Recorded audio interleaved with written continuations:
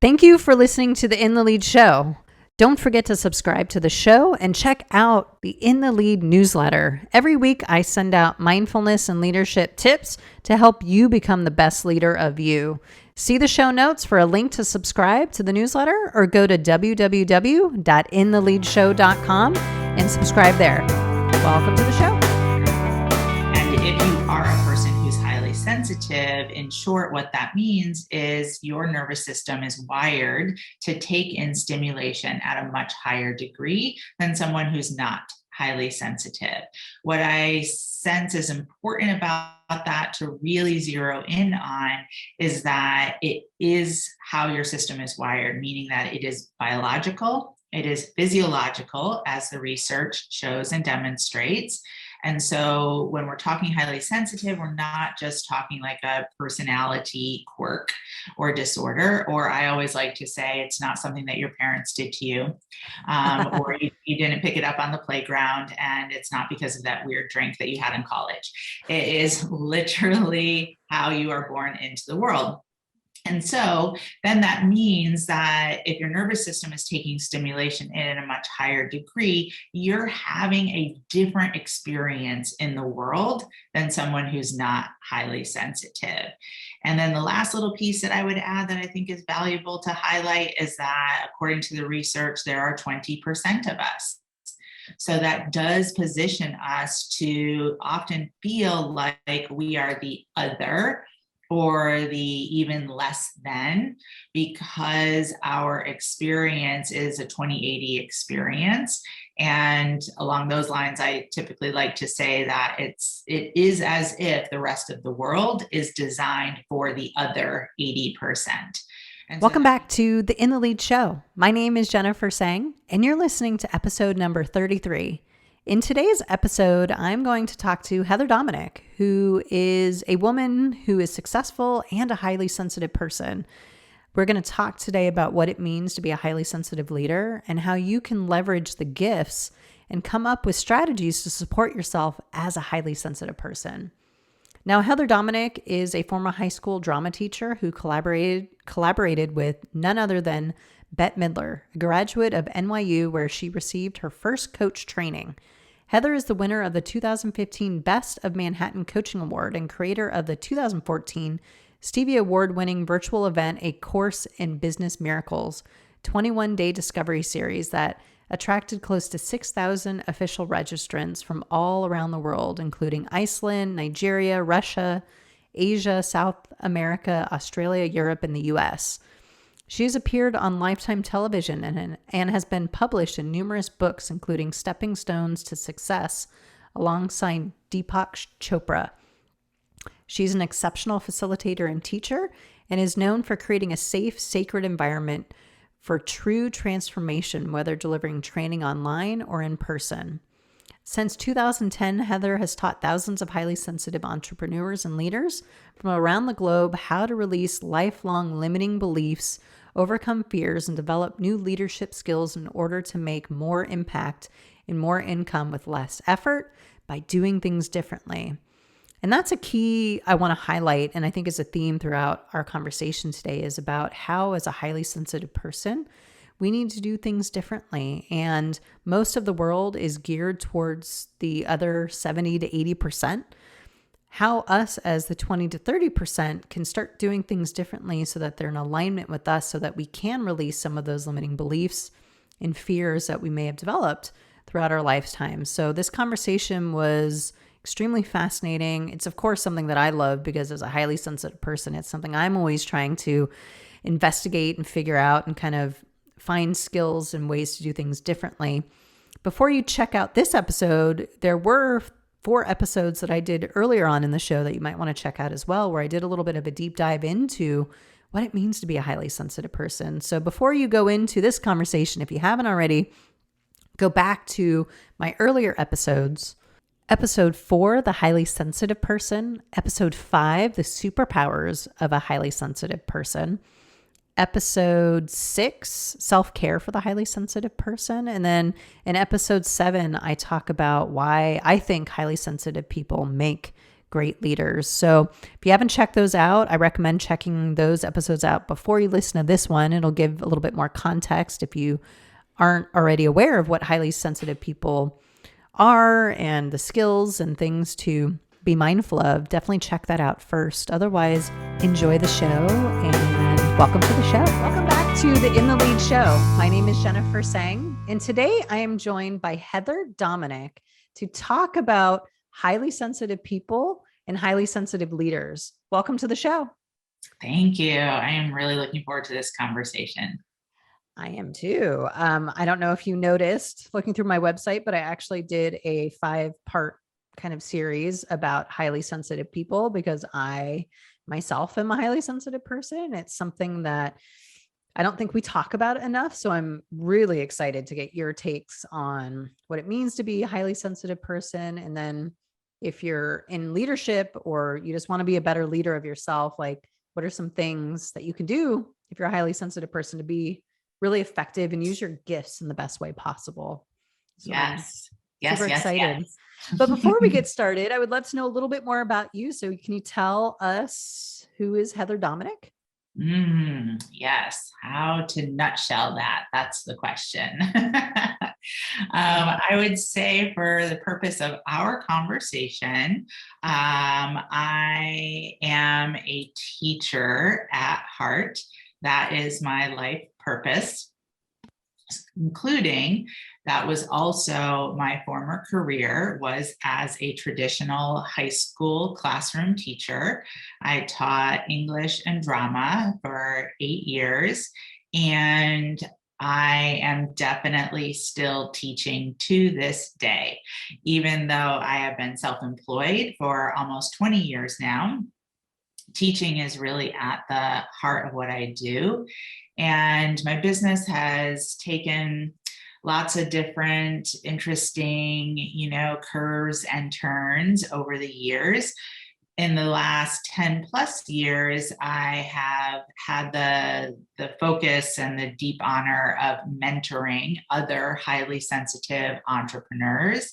And within just the last few years, especially as a result of the global pandemic, the focus on mentoring highly sensitive entrepreneurs expanded into the space of highly sensitive leadership. And the work continues. Yes, it is. It's a journey, is what I'm learning. So fascinating. So you used to be a teacher. Now you're helping entrepreneurs and leaders. Would you say embrace and utilize their highly sensitive parts, or how would you describe that? I think that actually describes it really well. Okay. Maybe one step I would add in before is the know, right? To really know yourself as highly sensitive, and then to embrace, and then to really utilize as a positive force of change to create an increased impact for yourself and for others, while also positioning yourself to experience an increase in income, all with less effort. Less effort. Well, that would be nice. Less effort is good. And really knowing yourself, I think, is really key as well. Now, if there are listeners on the podcast right now asking themselves, what is highly sensitive person? What are you guys talking about? Yes. How do you describe it, or what does being highly sensitive mean to you? Yes. Well, first, go back and listen to Jennifer's 5-part series. That will be super helpful and supportive. And then from there, I think we'll both just acknowledge that highly sensitive is not a term, coined by either Jennifer or myself. It really comes out of research specifically from the mid 1990s. And that research really entered into a new space of understanding how a person's nervous system is wired. And if you are a person who's highly sensitive, in short, what that means is your nervous system is wired to take in stimulation at a much higher degree than someone who's not highly sensitive. What I sense is important about that to really zero in on is that it is how your system is wired, meaning that it is biological, it is physiological, as the research shows and demonstrates. And so when we're talking highly sensitive, we're not just talking like a personality quirk or disorder, or I always like to say it's not something that your parents did to you, or you didn't pick it up on the playground, and it's not because of that weird drink that you had in college. It is literally how you are born into the world. And so then that means that if your nervous system is taking stimulation in a much higher degree, you're having a different experience in the world than someone who's not highly sensitive. And then the last little piece that I would add that I think is valuable to highlight is that according to the research, there are 20% of us. So that does position us to often feel like we are the other or the even less than, because our experience is a 2080 experience. And along those lines, I typically like to say that it is as if the rest of the world is designed for the other 80%.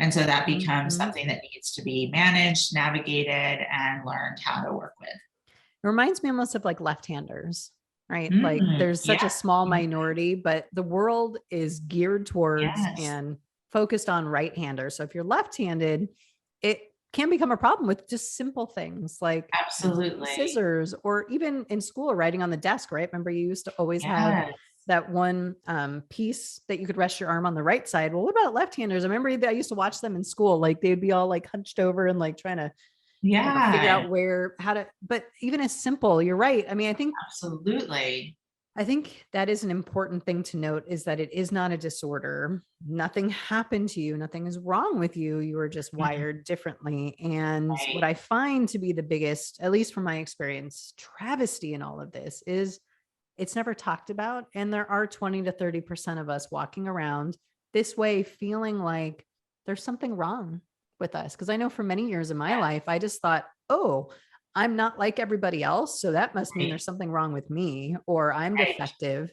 And since I grew up in the 80s and 90s, I mean, somewhat when this whole movement and body of work started, but there was no conversation about it. It was just like, stop, being sensitive, stop, being upset about these things, and not realizing that it was just the things in my environment that I couldn't handle. And it wasn't until I didn't actually realize it until my therapist brought it up when I was probably in my mid 30s or early 30s. And she was like, Jen, are you highly sensitive?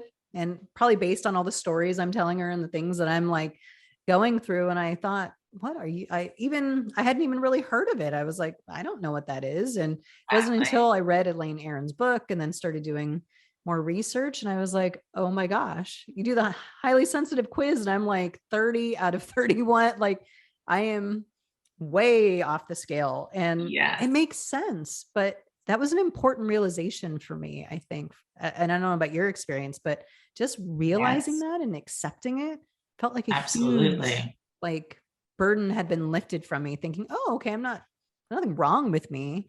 I just need to find ways to kind of live with this experience and know like when I'm getting overstimulated, or if I'm just too drained because I'm doing too much, or just finding a way to live with it. Yeah. Well, yes. I mean, it was definitely life-changing for myself. I had been self-employed for about 6 or 7 years and did not know that I was highly sensitive. I had never even heard that term before. And I really hit a wall in my business. I had created all of this external success. I had reached this significant financial mark, and I was just overexhausted. I was overworked. I was overwhelmed. I was having a terrible experience and really questioning everything. And in hindsight, I can say, like, even like dark night of the soul. Like I was just like, who am I? What am I doing? Why is this all difficult? I don't know if I'm meant to be self-employed. And if I'm not, then what do I do? And it was just really like very internally tumultuous. And that is what led me to connect with Dr. Aaron. And when I connected with her and learned what it meant to be highly sensitive, very similar to yourself, again, I had never heard that phrase before. When I heard it, I did not like it. I know. I'm like, great. I'm strange and weird and different. Now I have a name for it. That's great. I was like, oh, this just sounds terrible. But then once I started to learn what it actually meant, very similar to yourself, things started to click into place. And I would say maybe just a little bit different than your experience is what I started to see was even more than, oh, okay, this is how I now need to live with this.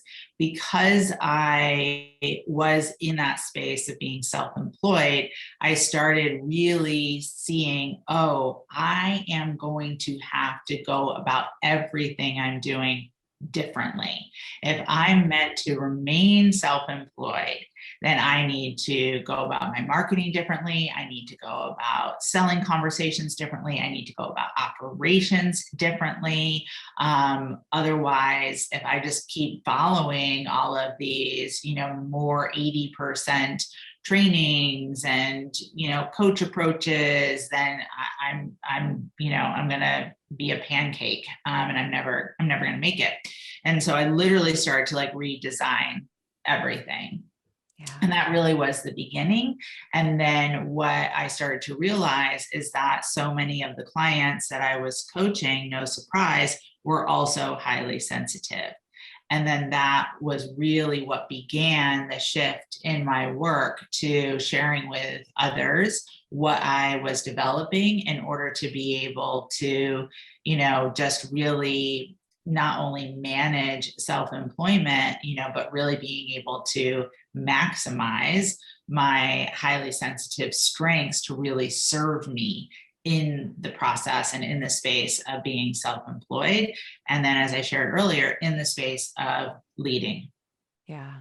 So what are some of those strengths? Like what, from your perspective, it might be a little different for everybody, but from your, vantage point, what have you noticed as being some of the strengths or the gifts that come along with being highly sensitive?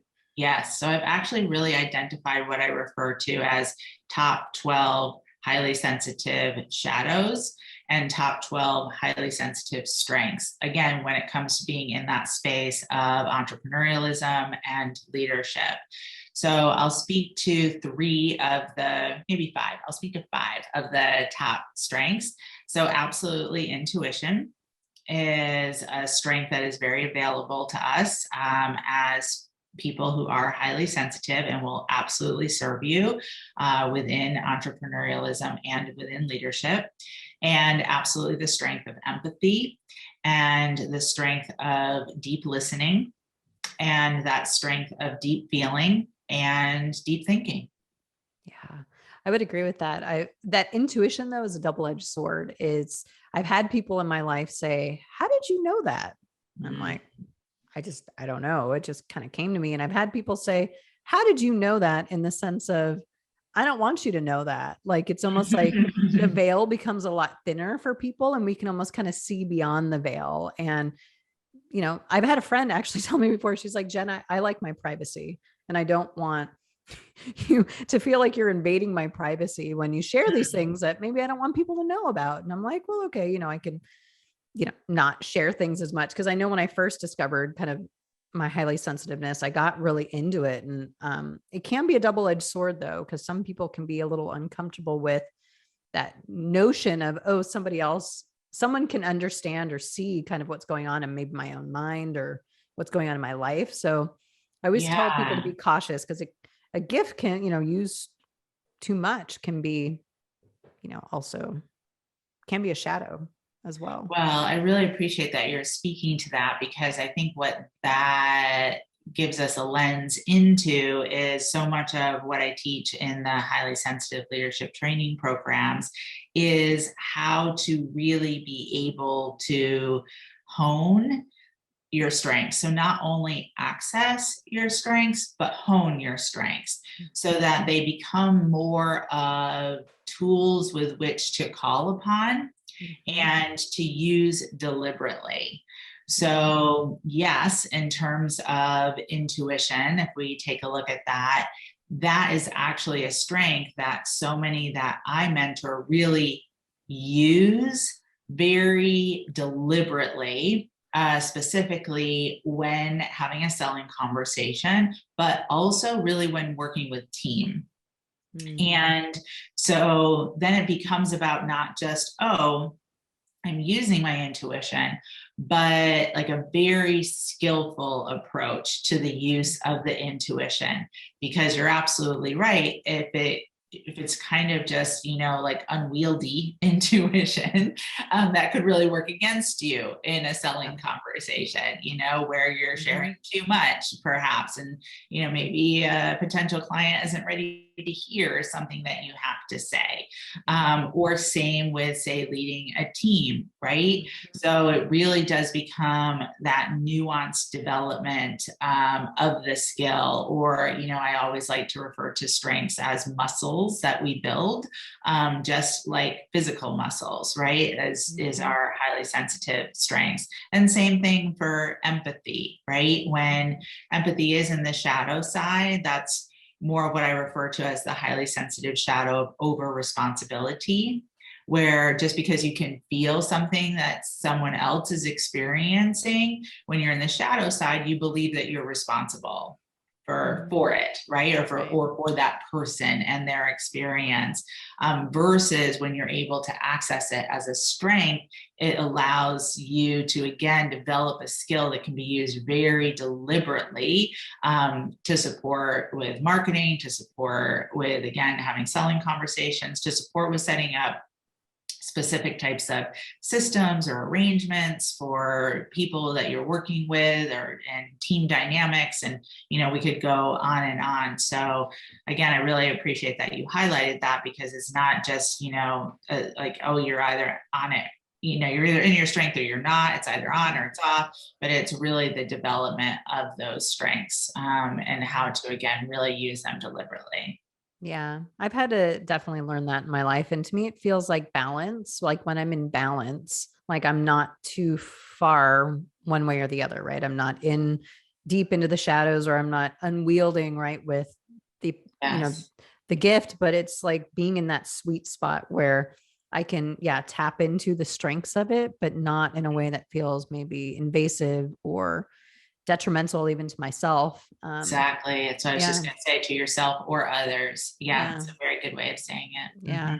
So, what are some of the ways highly sensitive people can develop coping mechanisms? Because I'm really curious about this, because this is something I think about a lot. If, Mhm. especially, I'm in an overstimulating environment, or I'm just really busy and I feel really drained.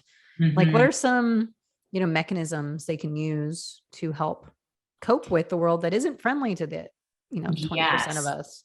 Well, I think you're probably not going to be happy with my answer. So the reason why is because this is actually a teaching that I developed early on, where I identified three primary coping mechanisms that we tend to default to as highly sensitives. And at the time of the development of that teaching and training, it was, again, really in regards to that space of self-employment. And those coping mechanisms, and this is the part that might not satisfy your question, is more of a default that we actually want to learn to unpack rather than lean into. So I'll share just a little bit more, and then you can tell me what you think. So, for example, the three mechanisms that I've identified are what I refer to as the coping mechanism of pushing, the coping mechanism of hiding, or the coping mechanism of combo plattering. And I'll talk a little bit more about those three in a moment, but those three then also connect to what I refer to as the coping cycle. So when we get caught in the coping cycle begins with a trigger.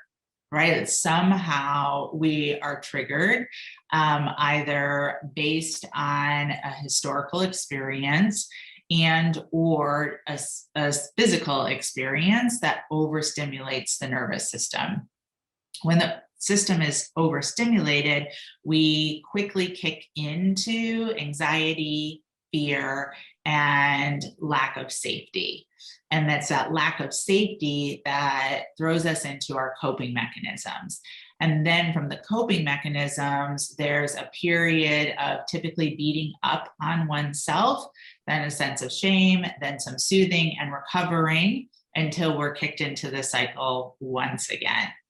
Yeah. So if you tend towards the coping mechanism of pushing, then what that typically shows up as is that you are a person who's highly sensitive, who will get done what somebody who's not highly sensitive can get done, but it requires a massive push of energy. And to the point where it can really create a sense of detriment to yourself physically in terms of health issues, and then also in terms of relationship dynamics is how the two areas that it tends to show up. If you tend towards the coping mechanism of hiding, then your coping mechanism is that you find any and every way to hide from those potentially challenging situations, meaning you will work double time to try to prevent yourself from being overwhelmed. And typically the hiding tendencies tend to show up within the martyrdom sphere. So it's very, very kind of tricky because you are the person who will show up and you'll be available for everyone else and what they need. And then again, especially within the sphere of self-employment, at the end of the day, though you've been really busy, there hasn't necessarily been those challenging actions taken in order to move the business forward.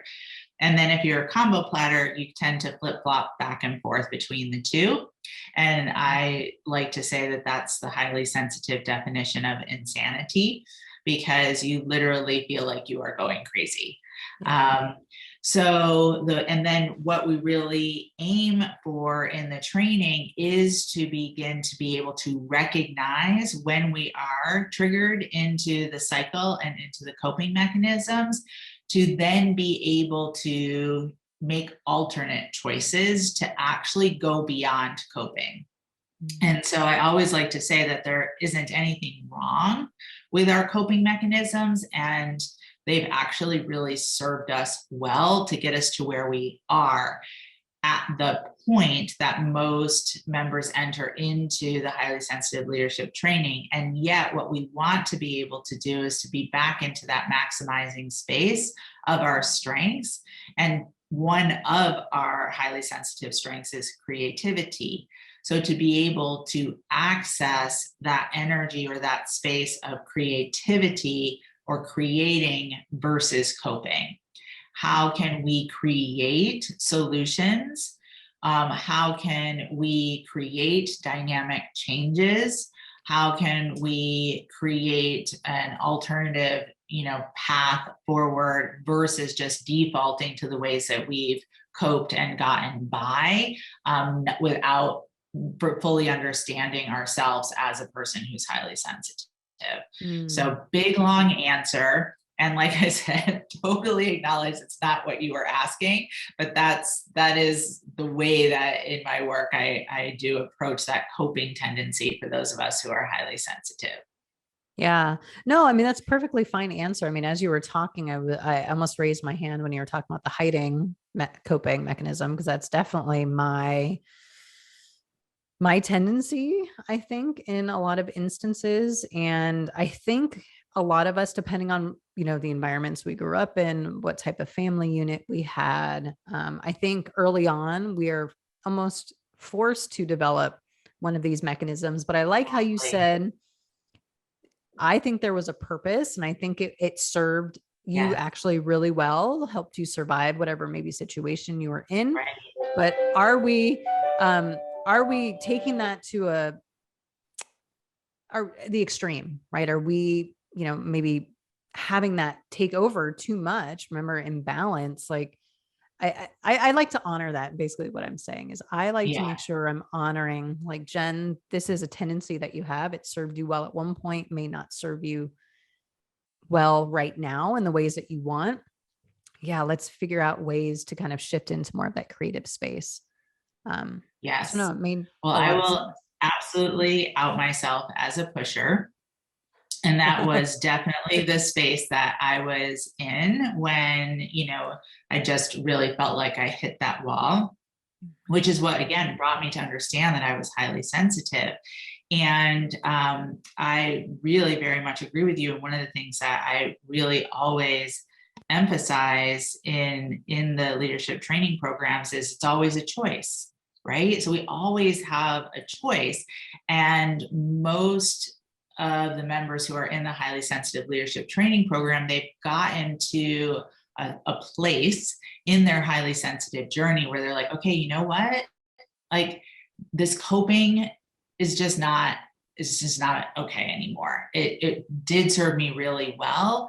And like you said yourself, most of us absolutely developed unconsciously, right? Because again, especially if you are a person who's over 30, you weren't hearing the term highly sensitive. Most likely it wasn't in the awareness of your family or your teachers. So we did what we needed to do to get by. We did what we needed to do to survive.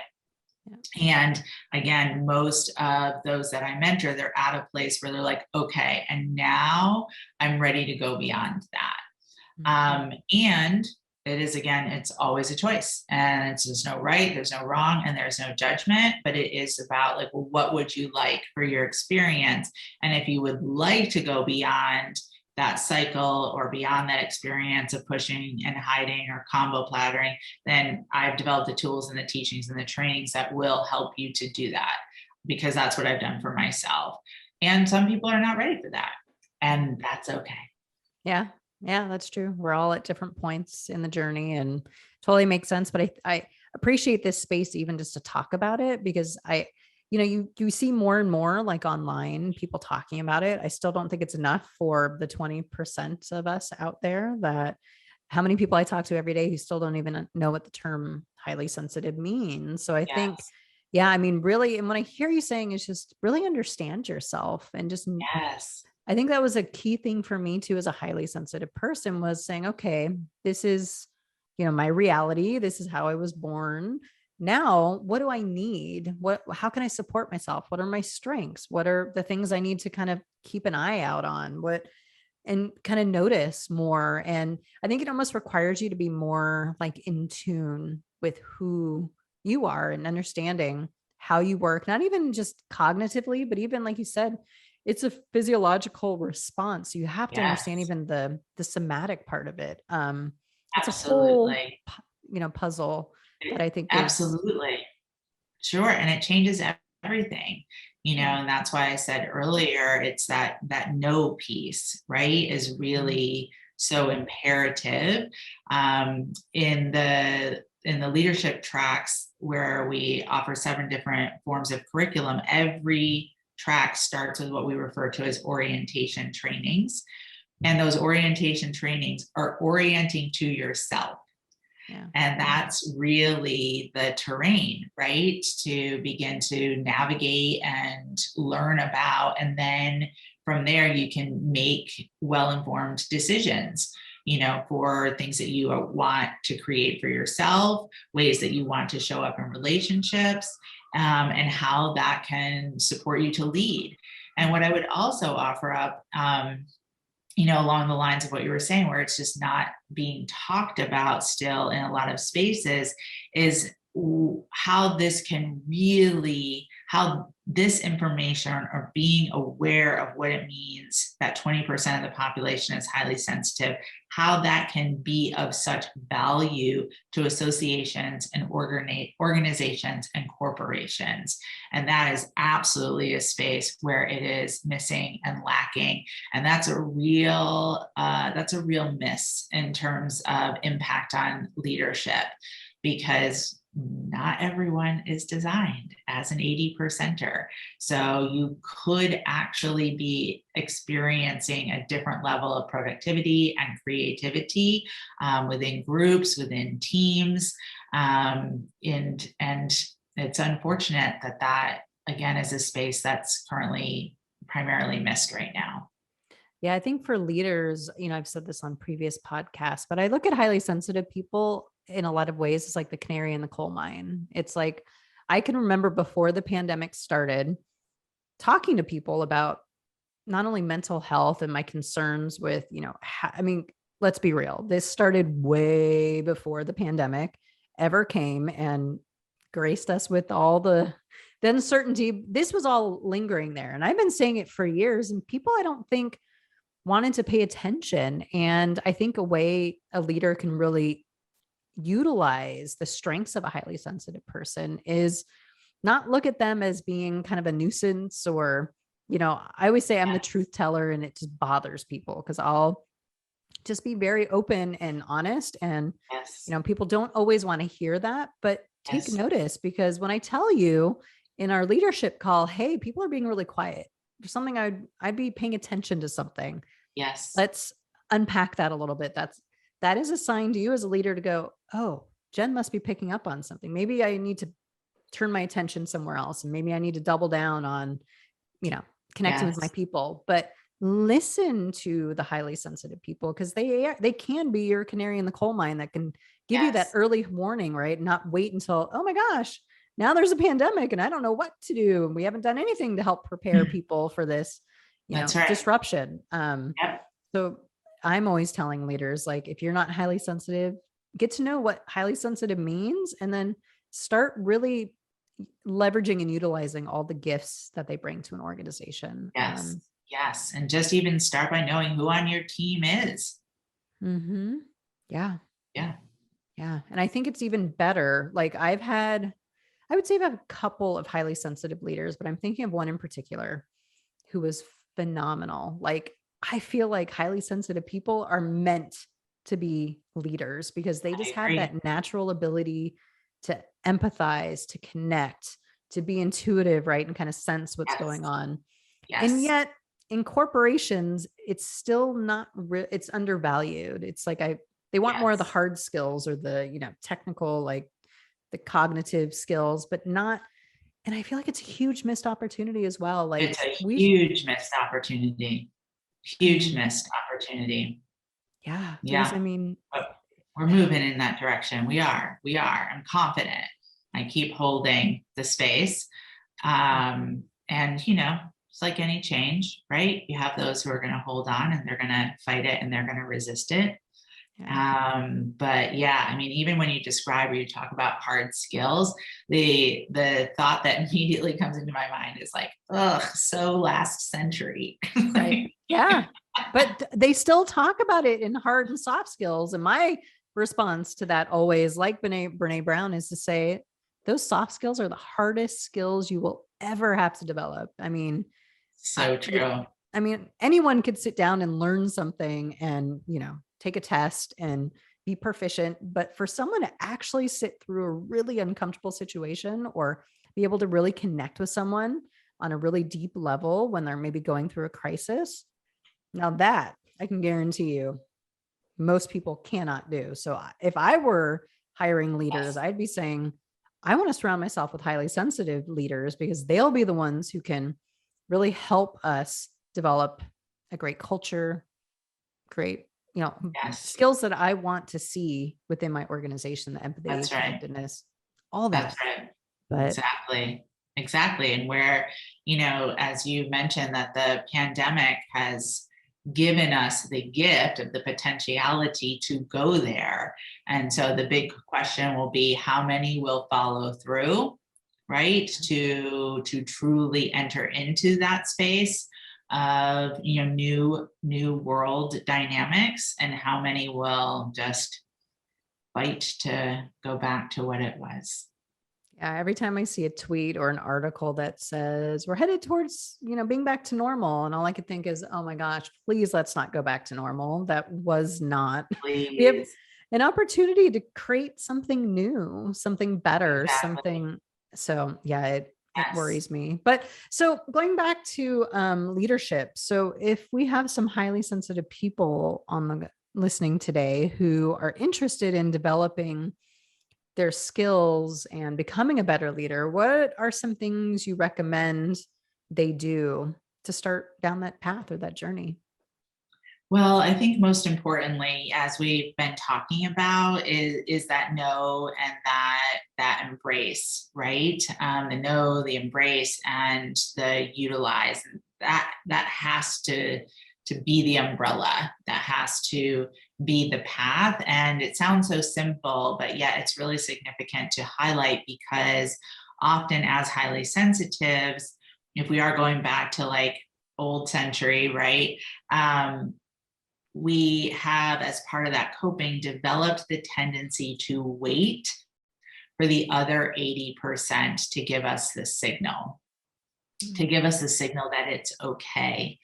Yet, if you are on that path of really knowing and embracing and utilizing, then you will be equipping yourself to take more of the assertion, if you will, with action to be willing to offer up a different perspective that you very likely have. You will be more willing to offer an idea. You will be willing to actually give voice to what your intuition is showing you and telling you. What I'll say in terms of a practicality that can support with that, the tools that I teach within those orientation trainings are anchored in what we refer to as energy management. So when you learn to proactively manage your energy versus reactively, it does really help you with that know, that embrace, and that utilize. So energy management can look a lot of different ways. The way that I teach it really tends to be about tools where it involves putting, pen to paper so that you have a kinesthetic aspect and you also have a tracking aspect. Otherwise, our habits are very, very sneaky, and they'll come in and try to, have us forget or pull us back into previous ways of behaving. But whatever energy management you use, the key piece is to develop a core practice where that is a absolute top priority. So, for myself, I definitely have a practice. I start every day with space created specifically for energy management. But energy management can also be a practice that doesn't necessarily have to happen in the morning. You can position it to however it may or may not fit your routine and your lifestyle. The primary purpose, though, is again that proactive versus reactive, right? Where you're setting yourself up to be more in tune with your nervous system. You're setting yourself up to be more aware of your potential triggers, and you're setting yourself up to have easier access to alternative responses. So again, however energy management may or may not look, if it's hitting those points of the intention, that's what's most important. And, and again, I really emphasize the proactive versus reactive because when a highly sensitive person is untrained, how I like to refer to it, it feels as if you're constantly reacting to the world around you. It's like an onslaught, right? And it's like you just can't catch your breath, you can't really get ahead, or again you go into those coping mechanisms, you push to try to get ahead of it, or you hide from even having to possibly experience an onslaught, or again you're back and forth between the two. But that energy management core practice will support you in that feeling equipped, and then therefore having a different experience. So that's really what I would recommend. It's leadership within self first, to then be available to lead with and to and for others. Oh, I couldn't agree more. Yeah. I always give the metaphor. It's like you don't wait to check on your car until it breaks down. You have to Mm. constantly, Good.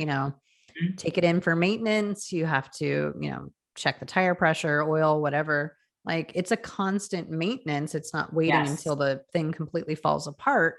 I Yes. agree. That was probably one of the biggest changes for me is, first of all, what I heard you say was in the beginning for me, and this resonated, was trusting Mhm. yourself, because that was Yes. a big, big roadblock for me, because Mhm. I thought I couldn't trust myself because I didn't understand what was happening, because it wasn't Right. congruent with what was going on around me or what Yes. Well others were said. experiencing. So it was That's right. about really trusting myself and acknowledging that and holding it.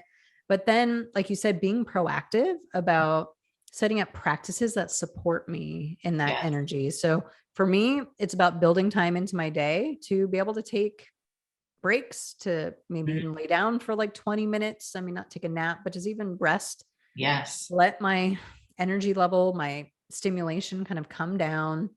Those Mhm. are, go for a walk. Those are Yes. things that work for me. But you're right. Like I don't wait until, oh my gosh, I'm stacked up with meetings all day. And then by the end of the night, I'm like dead and Right. can't move.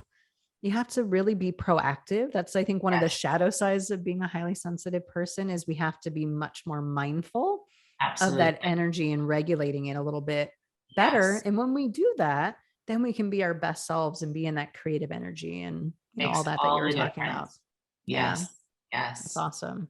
Mhm. Well, I'm glad I'm doing it right, because I don't know what the heck I'm doing. I've just been trying to figure out for myself, like, how do I support me and what do I need as a highly sensitive person? But I know that's worked, for me. And I think also for highly sensitive people, I don't know if you found this as well, but finding more safe spaces. Like, since most people don't get me, it's nice that I can go like to my therapist's office and she's Mhm. very understanding. There's Yes. a safe space there to also talk about what I'm feeling, what I'm experiencing, and have it not feel like shame or something's wrong with Yes. me, or, because the world can be unfriendly, especially with those who don't understand it. So also I would say find safe spaces that, allow you to process kind of what it's just like to be highly sensitive in this world. Absolutely. Absolutely. I say we have three pillars to success, and within the highly sensitive leadership training programs, it's community, it's core practice, and it's consistency. And that community piece is massive for Mm. exactly what you're saying, to have a space where you're in aligned community and people really get you. And then as a result, they really support you.